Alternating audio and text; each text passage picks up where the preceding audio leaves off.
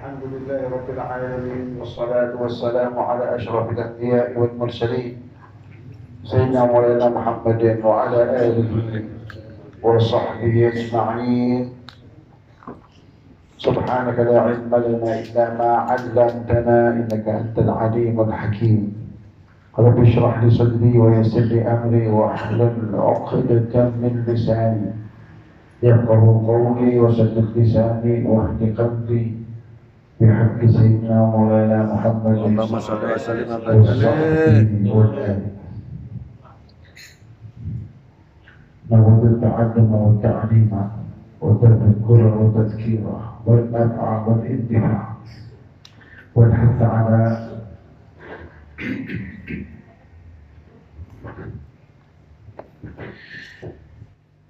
kita niatkan hadir di sini untuk thalabul ilm, sehingga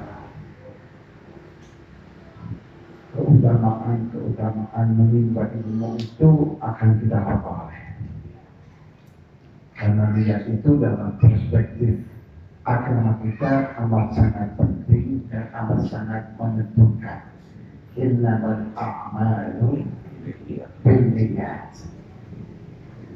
Salafun as-salih lalu memfatwakan dengan perkataan mereka an-niyyah madiyah. Niatmu itu kendaraanmu. Sampai ke tujuan atau tidak tergantung niatnya. Nah, untuk memaksimalkan niat, kita niatkan yang baik-baik. Salah satunya kita hadir di sini untuk menimba ilmu pengetahuan agar nilainya itu bagaimana yang difatwakan oleh para ulama, la mas'alatun wahidah khairun min alfi raka'ah. Satu masalah keagamaan yang kita pelajari nilainya jauh lebih utama, lebih baik daripada tahajud 1000 rakaat. Potongannya sampai tahu tahajud 1000 rakaat. Iya. Potongan kolek. Tahajud enggak tahu. Nah, ini dari majelis ini kita akan memperoleh apa itu nilai pahala seperti orang tahajud 1000. Itu kalau satu masalah, maka banyak masalah, maka sebuah keberuntungan untuk diri kita. Kalau itu niatkan niat yang baik, niat thalabul ilm.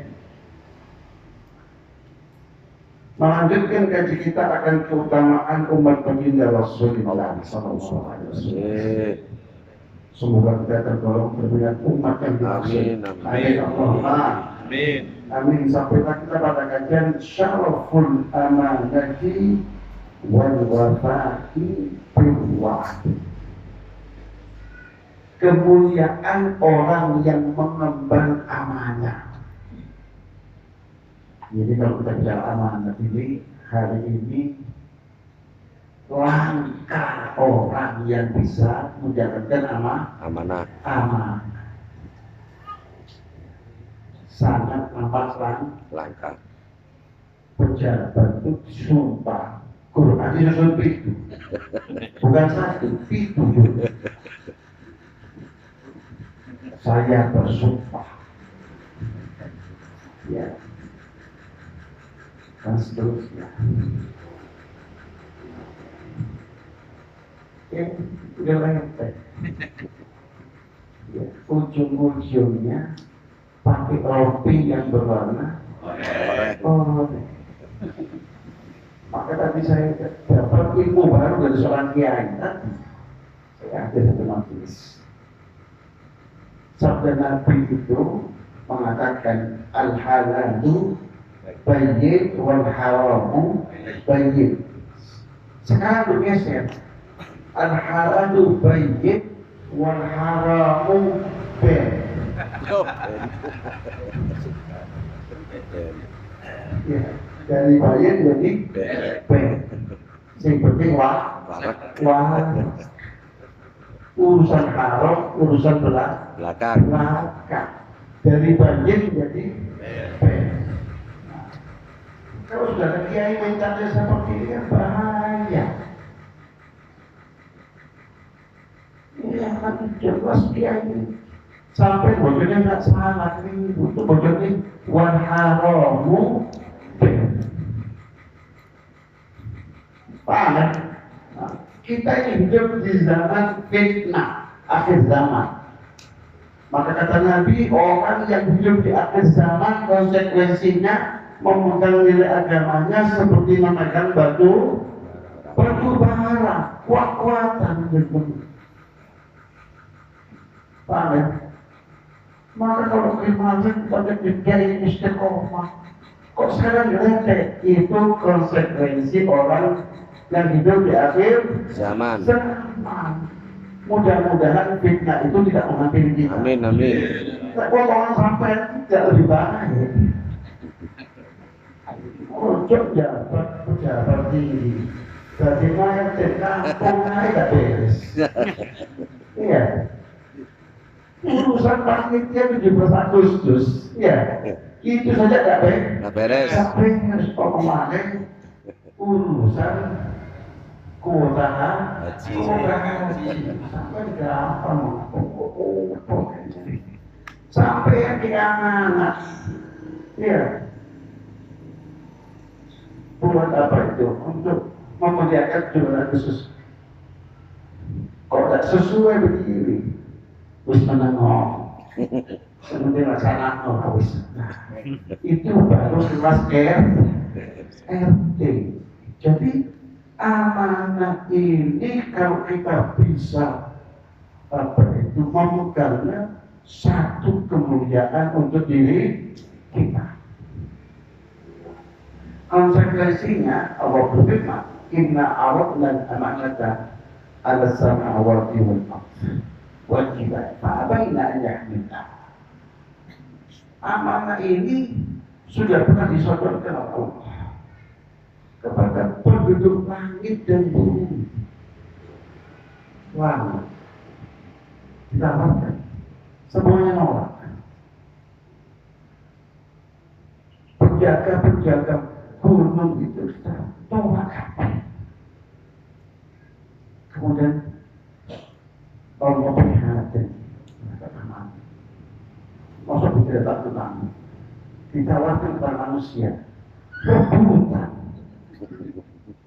Bahkan untuk merebut amanah itu bikin partai bentuk tim sukses demi merebut amanah. Begitu mendapatkan amanah, respon yang pertama sujud syukur untuk menggapai rompi oranye. Kendor-kendor tapi untungnya bukan sih. Alhamdulillah kita tidak dapat jabatan apa-apa. Alhamdulillah. Wa min syarafi hadhihi ummah ma ja'ala Allah ta'ala min al-thawabi wal fadli liman anjaza al-wa'da wal amanata. Dan di antara nilai kemuliaan umat ini apa yang telah Allah jadikan oleh nilai-nilai pahala dan keutamaan bagi mereka yang dapat memenuhi anjaza, dapat melaksanakan dan memenuhi apa? Al-wa'da. Sudah janji dipenuhi janjinya. Yang kedua, menerima amanat dan dia memenuhi hak-hak amanah itu. Nah, ini Allah janjikan manusia istimewa itu layak dan pantas untuk mendapatkan pahala dan anugerah Allah. Famin dalika di antaranya annahu maghbunun lahul jannah, bahwa orang yang memenuhi janjinya dan memenuhi amanahnya itu terjamin baginya surga Allah. Kama jaa fil hadis, alladhi rawahu Ubadah bin Samit an Rasulillah sallallahu alaihi wasallam. Idmanu li siddan admanu lakumul jannah. Rasulullah sallallahu alaihi wasallam dalam sebuah hadis yang panjang, yang sumber periwayatannya dari Ubadah bin Samit.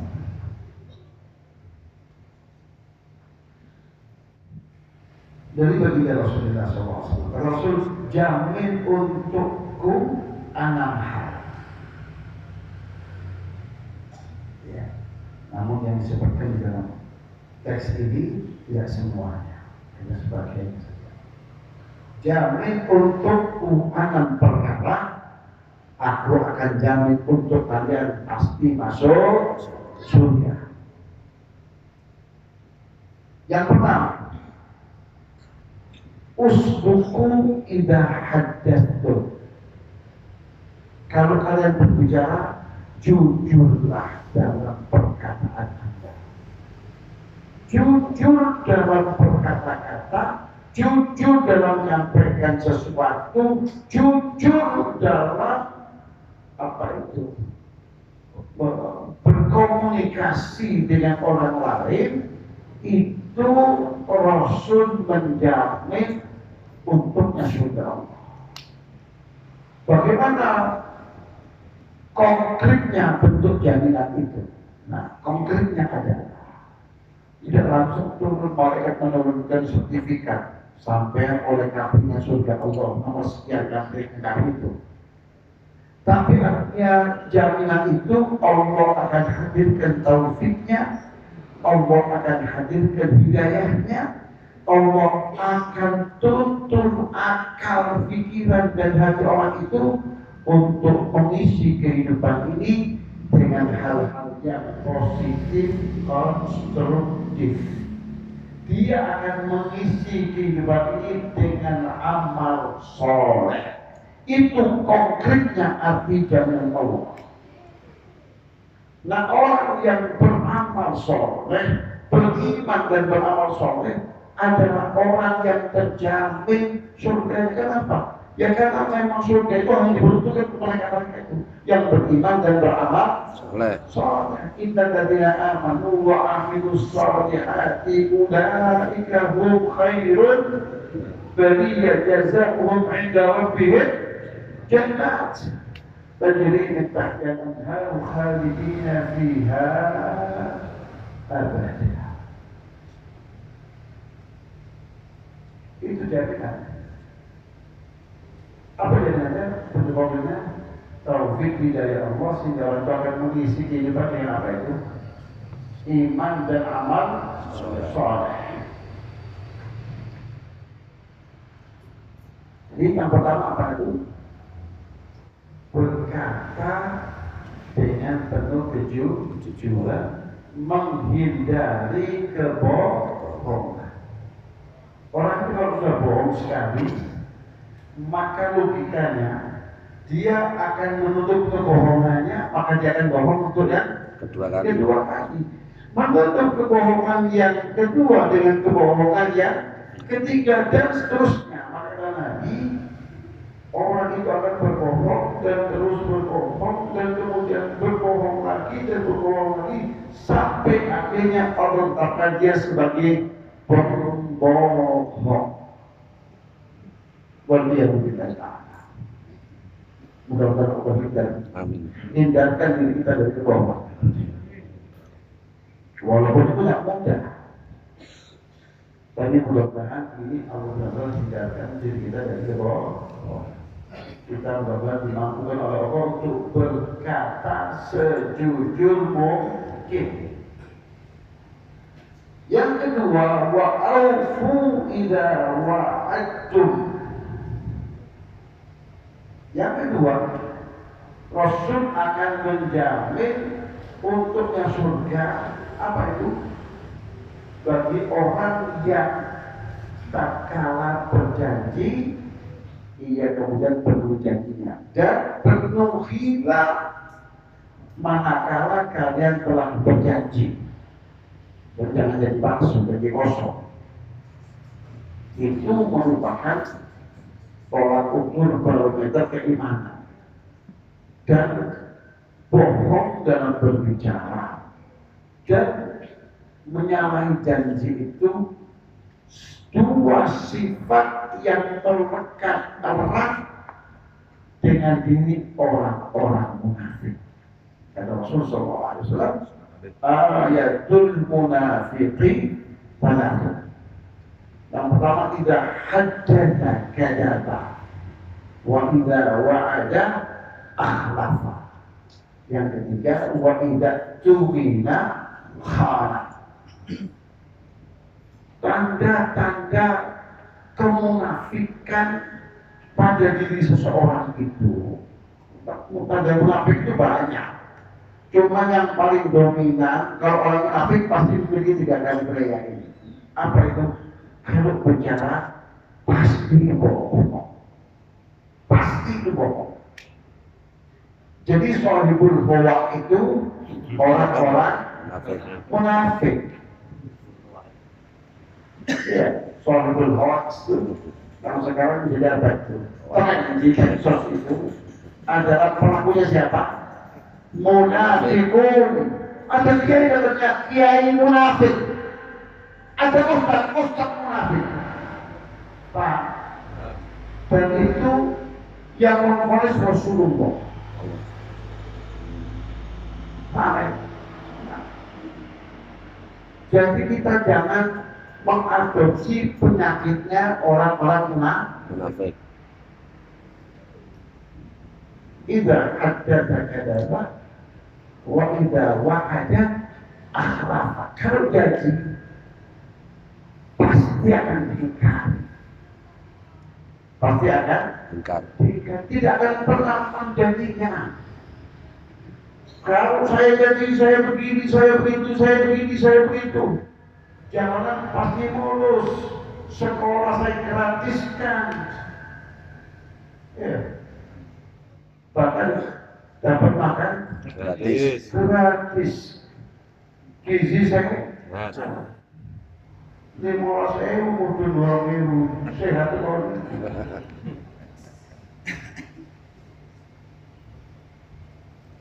Paham? Itu orang apa? Munafik. Karena tidak wa'ada akhlafa. Kalau janji pasti tidak akan pernah ditepati. Pasti luput. Janji luput. Gampang ya? Jam 9 pulang setelah mana? Oh, paling 9 pulang ribet. Jam 9 pulang ribet. Angin tidak. Jam 9. Oh, mungkin telat-telat 6 menit lah. 9 menit. Sampai jam 9 lah sana.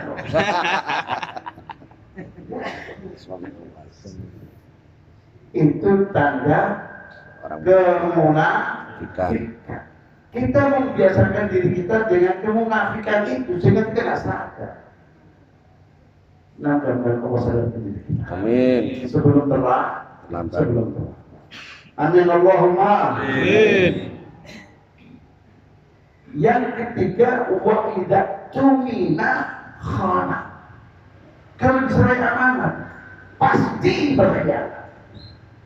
Sudah disumpah, bagaimana tak Quran? Pitung Quran. Ya. Kenapa? Karena dalam dirinya sudah mengadopsi sifat kemunafikan. Paham ya? Paham ya? Jadi pitung Quran yang nggak ada beban apa, moral apaan. Oh, cuma Quran cetakan. Iya. Yeah. Quran jawab pakai. Jangan ada itu. Jangan ada situ. Sater. Itu mentalnya orang munafik. Kalau orang Muslim asli, jangankan disumpah, dengar saja ayat Quran bergetar hatinya. Kan begitu. Tidak seperti Allahu wajilat qulubuhum. Jangan disumpah. Baru disebut nama Allah saja, wajilat dulu. Hatinya sudah berkata. Paham ya? Yang ketiga, wa'adu idah tumintum. Kalau kalian itu disuruh amanah, hendaknya penuh amanat itu. Kalau itu kalian lakukan, aku jamin surga untukmu. Yang jamin siapa? Rasulullah. Rasul itu tidak sekedar jualan angin surga, tapi apa yang diinformasikan, apa yang disampaikan punya dimensi wahyu wa ma yantiqu anil hawa. Paham ya? Maka selalu benar, kebenarannya mutlak. Kata Rasul, bicara yang jujur, tepati janjimu, penuhi amanahmu, akan aku jamin surga untukmu. Yang berkata siapa? Kanjeng Nabi. Paham ya? Paham ya? Hadis di atas diriwayatkan oleh Imam Ahmad, Ibnu Hibban dalam sahihnya, serta Imam Al-Hakim di dalam Mustadraknya, dan Imam Al-Baihaqi di dalam Sunatnya. Wa mimma yadullu ala syarafil amanati wa fadliha wal wafa'i bil wa'di ma jaa min at-tahdhir asy-syadid anil khiyanati wa khulfil wa'di wa khulfil wa'di. Qawlihi sallallahu alaihi wasallam, la imana liman la amanata lahu. Dan di antara hal-hal yang menunjukkan tentang kemuliaan amanah dan keutamaannya serta memenuhi janji itu, apa yang telah datang dari baginda Rasulullah SAW berupa ancaman yang keras, at-tahdhiris syadid, ancaman yang keras, peringatan yang keras. Ya. Jadi Rasul memperingatkan dengan statementnya yang cukup keras. Kata Rasulullah SAW, ini tentang perkhianatan dan janji yang tidak ditepati. Sampai Rasulullah SAW, la imana. Ini ulama kalau ada kalimat-kalimat seperti ini, itu ada dua penafsiran. Penafsiran yang pertama, penafsiran yang rada ekstrim. Lanya nafiyatun lil jinsi. Itu versi ekstrimnya. Tidak ada keimanan, bahkan secuil pun di hati orang itu. Tapi gelar KH. Walaupun hanya 10, orang situ 10 hari, ya, tetap tidak ada keimanan di hati orang itu. Gelarnya Profesor Doktor, ojoane Profesor Doktor S3, ya, S-Cendol, S-Mambu, S-Peren, S-SD, dunia dikumpul lo, tetap la imana. Itu tafsiran versi yang pertama. Jadi lanya kalau dalam gramatika bahasa Arab, ilmu nahunya namanya la nafiyatun lil jinsi, menafikan semua jenis keimanan, mau kecil mau besar, tidak ada. Itu versi ekstrimnya. Begitu cara ngaji, tapi begitu. Ya, walaupun kita tidak kuning, ya, kita putih ya, ya. Nah, versi yang kedua, la imana linafyil kamal.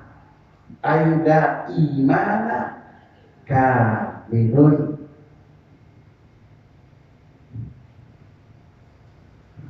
Itu nafinya untuk menafikan kesempurnaan. Tidak akan sempurna iman seseorang. Alasannya apa? Alasannya tatkala Nabi berbicara tentang rukun keimanan, Nabi tidak menyertakan tentang amanah. Waktu Jibril datang kepada baginda Rasulullah, akhbirni 'anil iman. Maka Nabi jawab, tu'minu billahi wa malaikatihi wa kutubihi wa rusulihi wal yawmil ba'ts. Tidak menyebut tentang amanah, sehingga nggak ada urusan dengan amanah. Tapi ini kalau ada penafian amanah, oh maksudnya penafian kesempurnaannya. Tidak akan pernah sempurna iman seseorang, walaupun jidatnya kita kayak aspal jalanan. Paham ya? Jadi takbir masjid ngerti lho iri apa? Simbol ngakali wong. Paham? Buat ngakali orang supaya orang terkesan kalau dirinya ahli ibadah. Stempel ini sebagai tolak ukurnya gampang. Sampai besok rame-rame jam 12 siang sholat di aspal ini. Saya jamin 99% pasti dapat stempel itu. Iya, gosong kabeh ya. Wah, mungkin masya Allah ini gak ada kabeh. Iya. Begitu bersentuhan dengan masalah amanah, geletek. Paham ya? Nah, maka yang kedua itu rinafil kamal. La imana ay kamilun.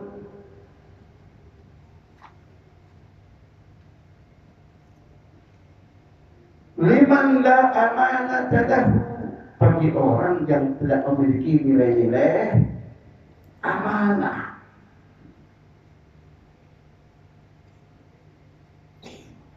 Jadi tolak ukur baru kita keinginan itu apa?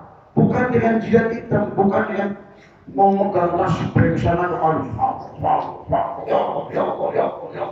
bukan itu. Ya. Karena agama kita itu tidak mengajarkan kepada kita tentang nilai-nilai agama yang dangkal. Wong gampang digorowi gara-gara kita tasbih. Gak seperti itu. Ada seseorang itu memuji-muji seseorang di hadapan Khalifah Umar ibn Khattab. Wah, dipuji beliau luar biasa. Mata hajutnya, puasa sunnah, ustaz. Khalifah dengarkan. Kata Khalifah, orang yang Anda puji-puji tadi itu, sudah pernahkah Anda berurusan dengan dirinya urusan duit? Urusan duit, bukan urusan puasa sunnah, bukan urusan tahajud rame-rame tahajud sholat malam. Urusan duit berkata belum oleh Khalifah. Anda belum tahu kualitas orangnya sebenarnya. Paham Ustaz? Jadi urusannya manusia itu apa? Duit. Ukurannya yang sebenarnya itu adalah sekuat apa komitmennya tatkala bersentuhan dengan materi duniawi. Di situ kelihatan betul itu. Ini ular kobra apa ular sanca? Ya, kabeh ini. Kita makan, gak efek. Iya, ternyata mah cuma tampilan saja. Paham ya? Nah, jadi urusannya apa itu? urusan muamalah, urusan materi. Banyak orang yang kemudian keperincut. Iya, tuku sarung rokok di 2 tahun nggak bayar. Ceramah, masya Allah. Iya, sejak sholat bareng, lanjut bareng, tuku sarung. Nggak bayar. Iya, Ramadan tahun lalu sampai Ramadan kemarin, sejak sahurnya. Ada nggak itu? Di Gendengan ada nggak kira-kira?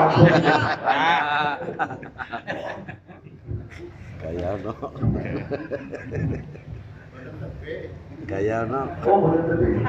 Siapa tahu?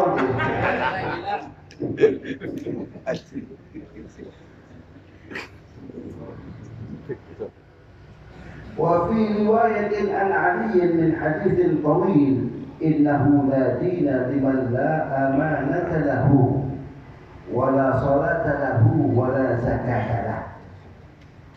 Bahkan di dalam sebuah hadis yang sumber periwayatannya dari Imam Ali bin Abi Thalib, dari sebuah hadis yang panjang dikatakan di antaranya, sesungguhnya la dina, seseorang itu tidak memiliki nilai-nilai agama bagi mereka yang tidak punya nilai-nilai amanah.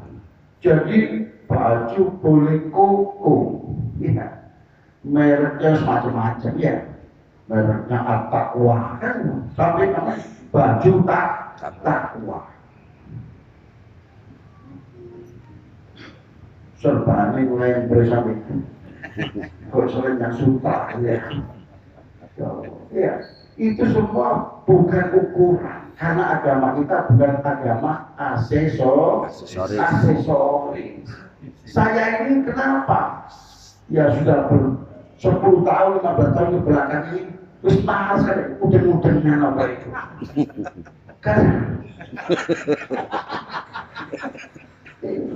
Kadang-kadang ini tidak perlu. Ya, kau di kaos ya. Kau adalah kaos ya. Untuk menyadarkan diri kita, esensi sebagai muslim itu bukan dari tampilannya. Walaupun pakaian ini juga punya pengaruh. Ada cerita menarik. Sebagaimana yang diriwayatkan di dalam sebuah tafsir. Cerita tentang saat Allah menenggelamkan Firaun. Allah tenggelamkan Firaun beserta seluruh tentaranya. Ada yang disisakan 1 orang tentara Firaun yang selamat. Kok aneh?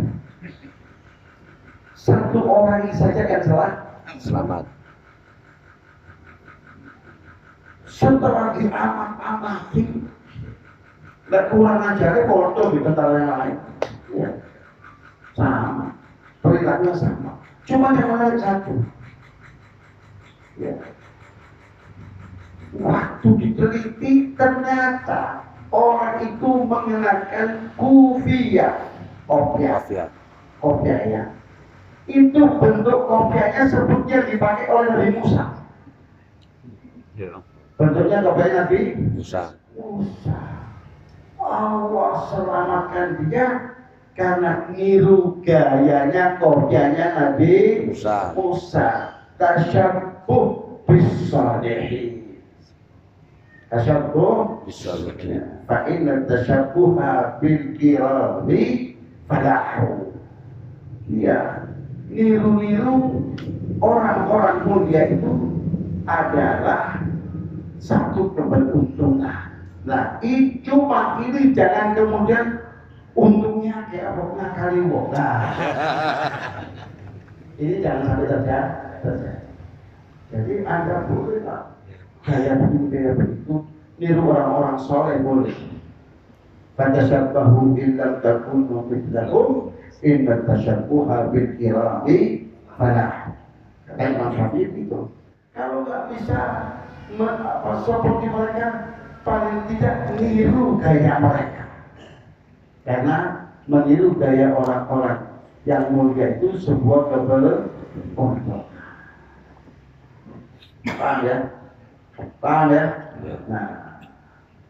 Nah, saya enggan untuk itu kenapa? Karena masyarakat Indonesia ini selalu terpaku dengan penampilan seseorang.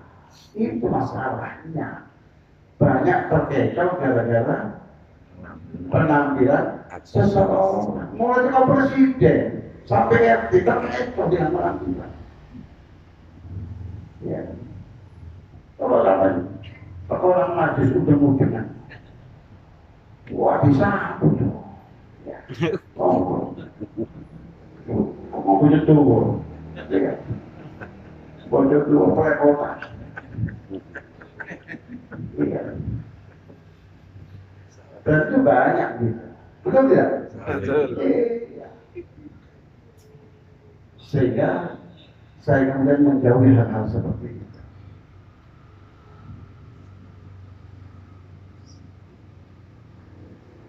Jadi kata dalam hadis yang apa itu yang panjang yang diriwayatkan oleh itu innahu la dina.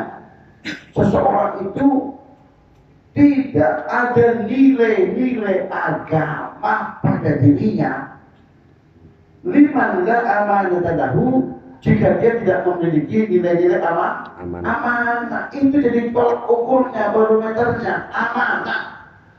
Bukan pakaian, bukan penampilan, bukan. Tapi apa itu? Amanah. Sejauh mana dia memegang amanah. Ya. Dan bagi orang yang tidak punya amanah itu, wala sholat lahu, sholatnya pun dianggap sholatnya tidak sempurna yang itu. Wala zakat lahu. Nah ini kalau orang bicara tentang sana ekstrim, ya sholatnya nggak diterima, zakatnya pun nggak diterima kalau tidak punya amanah. Ya, ini yang pertama. Yang kedua, la sholat ta'ikhaminatun, sholatnya nggak sempurna. Sebab kalau itu sholat sempurna, pasti dia akan memegang amanah. Zakatnya dikeluarkan juga tidak sempurna. Sebab kalau punya amanah, pasti zakatnya sempurna. Paham ya? Kok akeh gitu mana? Dikurangi mana? Si akeh kurangi mana? Kenapa? Karena tidak ada amanah. Maka Allah zakat iman dan amanah. Ya. Wa qawli sallallahu alaihi wasallam ayatul munafiqi thalathun idza haddatha kadzaba wa idza wa'ada akhlafa wa idza tumina khana. Meskipun kata Imam Suyuti dalam syarahnya untuk Sahih Muslim, dia mengatakan meskipun tanda-tanda orang-orang munafik itu banyak, sebagaimana firman Allah, wa idza qamu ila sholati qamu kusala.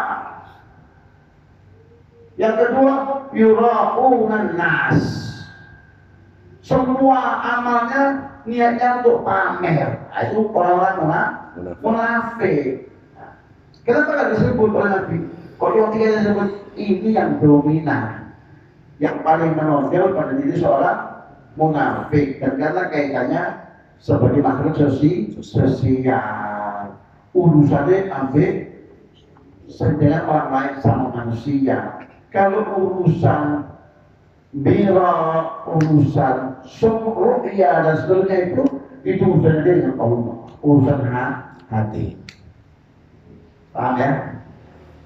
Kalau jadi ayat munafik salatun itu ditafsirkan oleh para ahli tafsir ayat min ayatil munafiqin salatun. Jadi ada minnya di situ. Karena tanda-tanda kemunafikan itu akeh, banyak. Nah, kali ini yang disebut tiga kata yang paling dominan. Itu maksudnya. Paham ya? Hadis di atas diriwayatkan oleh Bukhari dan Muslim. Artinya hadisnya sahih dengan kriteria puncak. Selanjutnya, warawahu Abu Ya'la min hadits Anas annahu qala سمعت رسول الله صلى الله عليه وسلم أنه يقول. Jadi membaca hadis yang benar itu kalau ada kalimat sami'tu Rasulullah kemudian ada kalimat yaqul itu hendaknya ditambahkan annahu yaqul. Begitu cara baca hadis yang benar. Untuk mengetahui sejauh apa dan seluas apa wawasan keilmuan seseorang itu bisa baca kitab. Tak perlu diuji macam-macam. Kalau baca kitab, entos itu kelihatan dari kalau sedang baca kitab. Nah, cara baca hadis Rasulullah yang benar, kalau ada sampai itu kemudian ada kata-kata yaqulu, maka hendaknya diimbuhkan, ditambahkan kata-kata annahu yaqul. Jadi mengatakan siapa itu? Rasulullah. Falatun Rasulullah. Man kunna fihi fahuwa munafiq. Ada 3 perkara, 3 kriteria. Man kunna fihi, siapapun orangnya. Karena siapapun orangnya mengeneralisir umum, pukul rata. Siapapun orangnya, jika terdapat 3 kriteria pada dirinya, maka dapat dipastikan ia seorang munafik tulen. Munafik tulen. Karena dalam bahasa gitu. Fahuwa munafikun khalis. Munafik tulen. Ya, walak-waliknya ngarep bunyinya munafik. Ya, jokowi jerone munafik. Yang pertama, maka kalau dibuatin sorma itu wain itu ilgoya, meskipun ia itu sudah berpuasa. Soalnya al-Itsnain wal Khamis misalnya. Oh, ini pelaksana puasa sunnah Senin Kamis secara intensif, kata Nabi, wa insyaallah. Meskipun puasa Senin Kamisnya istiqomah. Jadi wa'in itu lil ya. Meskipun seperti itu. Wassallah, meskipun sholatnya jadi sholatnya cuma hanya sekedar jungkal. Karena kalau sholatnya sesuai dengan format Rasulullah, maka inna sholata tanha anil fahsya'i wal munkar. Pasti akan tercegah dirinya untuk berbuat munkar. Berarti yang salah sholatnya atau orangnya, atau dalam melaksanakan sholat itu. Kalau sholat tidak keliru, informasi Al-Quran tidak pernah luput. Berarti yang itu siapa? Orangnya. Pelaksana sholat. Sholatnya tidak sesuai dengan format yang sesungguhnya dan seharusnya. Jangan disangka sholatnya, sholat jungkar. Aneh. Coba anda dekati dulu, wis sholat tak. Pernah dipelantai orang.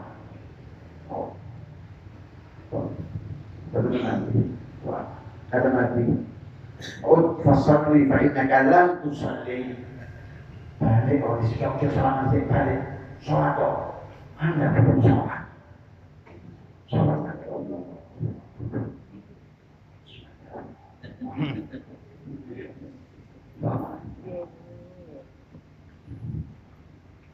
Balik sholat toh sampai gunung sholat kan belum sholat.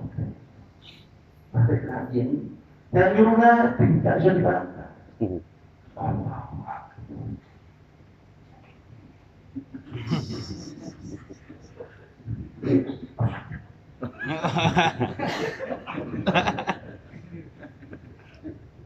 Koyok doro udahan ya macam-macam gaya ya kata Nabi fasal fa inna kala susah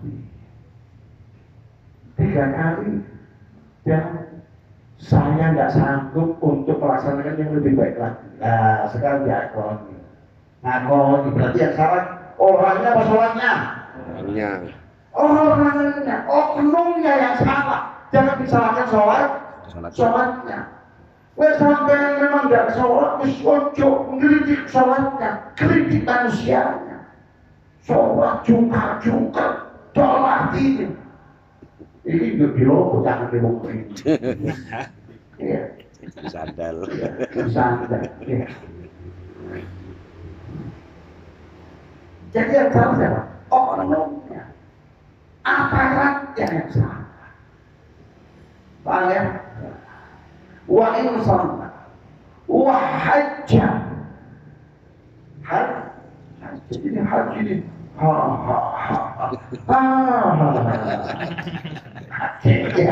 ya tahu lah.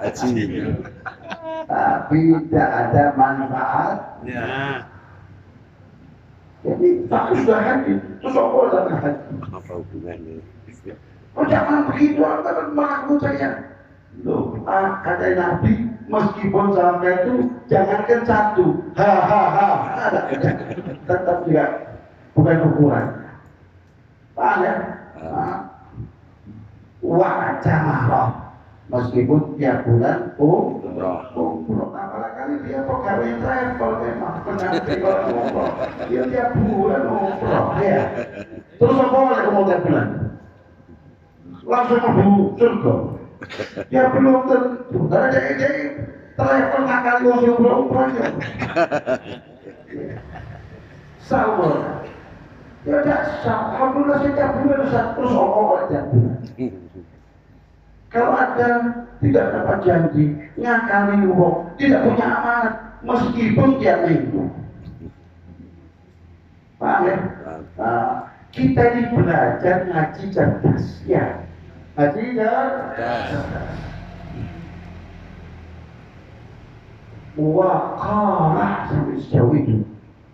Ini muslimun, meskipun dia mengklaim dirinya sebagai seorang Muslim. ini lah beliau KTP-ku. Oh, Muslim. Oh iya, Muslim KTP. Muslim yang sesungguhnya belum. Iya. Cuma ngaku-ngaku jadi orang Islam yang sesungguhnya belum. Paham ya?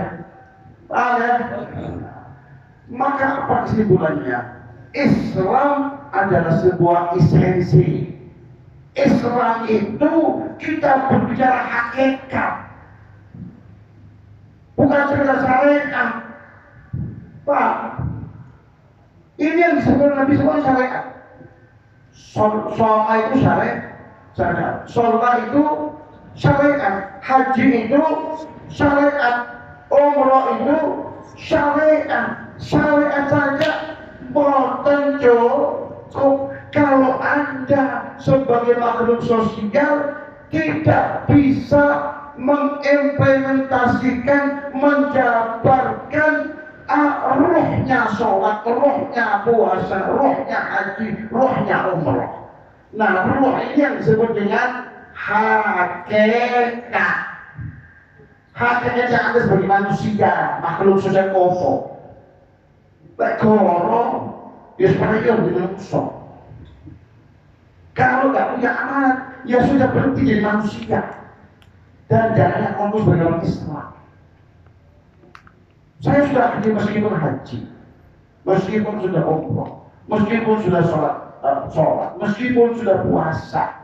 Kalau Anda tidak bisa mengaplikasikan, menjalankan, menjabarkan nilai-nilai ini, Anda belum layak untuk dikatakan sebagai muslim. Yang mengatakan itu baginda Rasulullah. Wa qala inni muslimun.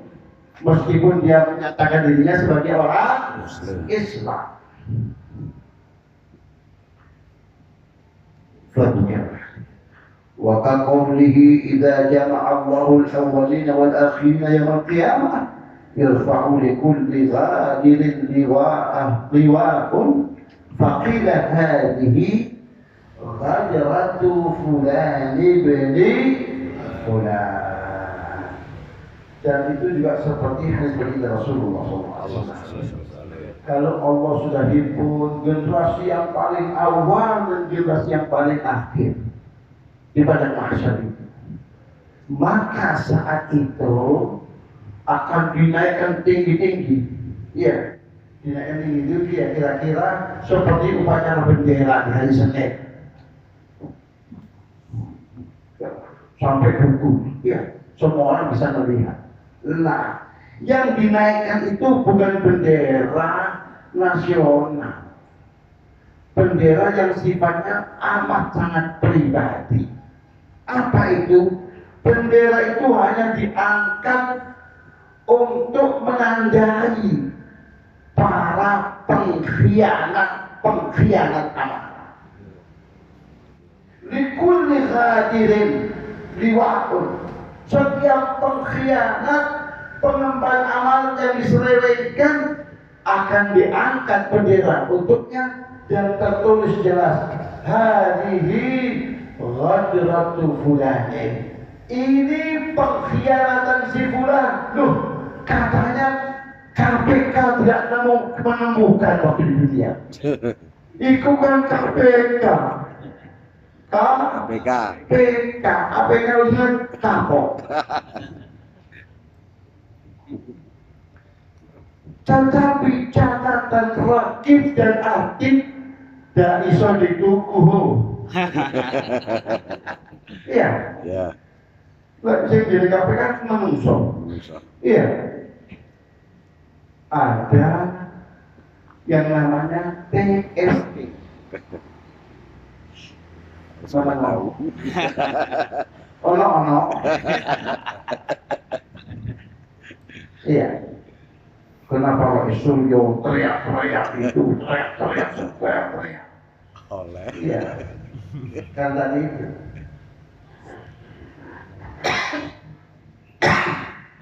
Lah kalau yang di sini sama di sini tidak bisa disokong, tak doyan. Kenapa? Karena yang di sini dan sini itu tidak makan, tidak minum, tidak tidur. Itu masalahnya. Tidak makan, tidak minum. Uang disobek dia apa? Dia makan deh. Wes waktu. Nah ini tidak ada jam kerjanya. 24 jam full. Malaikat itu la akla lahum wala syurba wala nauma lahum. Tak mangan, tak ngombe, tak turun. Resiko tidak? Beresiko. Enggak turun. Jam berapa saja pasti akan dicatat. Anda mau di bawah meja, di atas meja, di bawah kolong, semuanya terekor. Mau CCTV dimatikan, mau dinyalakan, tidak bergantung pada CCTV.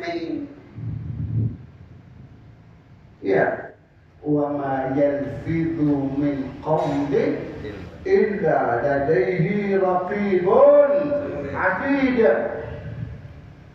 Maka tidak ada aktivitas manusia yang terlepas dari pantauan raqib dan atid. Itu harus kita sadari. Mau kita main mata, main hidup, ya, main apa saja, ya. pasti akan dipantau oleh siapa? Rakib Atid. Oleh CCTV yang paling canggih. CCTV ini Gusti Allah. Allah. Kelak kita dengan begini dan Iqra kitabak. Iqra kafa bi nafsika yawma 'alaika hasiban. Bocor itu buku agenda Anda itu. Dan hari ini cukup Anda yang mengadili diri Anda sendiri. Bocor. Loh, tak pikir wis lolos. Tapi tertulis di sini. Iya, cukup banyak. Siapa namanya pengacara? Hotman Paris. Hotman Paris. Iya, Hotman Paris. Rakib Atid tidak kenal Hotman Paris ternyata. Itu masalahnya. Aneh. Maka akan berkibar. Hadhihi ghadratu fulan. Ini pengkhianatan si fulan. Oh, jelek. Penampilannya doai koyok-koyok, oh ya. Ternyata pengkhianat. Waliyahulillah ta'ala. Mudah-mudahan Allah jaga akal kita, jaga hati kita, jaga jiwa kita, jaga pikiran kita di hari-hari yang penuh dengan fitnah-fitnah, ujian-ujian di depan Allah. Selamatkan kita dari ujian-ujian akhir zaman ini. Amin Allah. Amin. Mudah-mudahan ilmu yang kita pelajari pada malam hari ini diberikan oleh Allah ilmu yang barakah. Amin. Ilmu yang bermanfaat. Amin. Harapannya seiring dengan tambahnya ilmu akan bertambah pula nilai keislaman, keimanan dan ketakwaan kita kepada Allah Subhanahu wa taala. Amin ya rabbal alamin. Wa sallallahu alaihi wasallam wa ala alihi wa sahbihi wasallam. Walhamdulillahi rabbil alamin.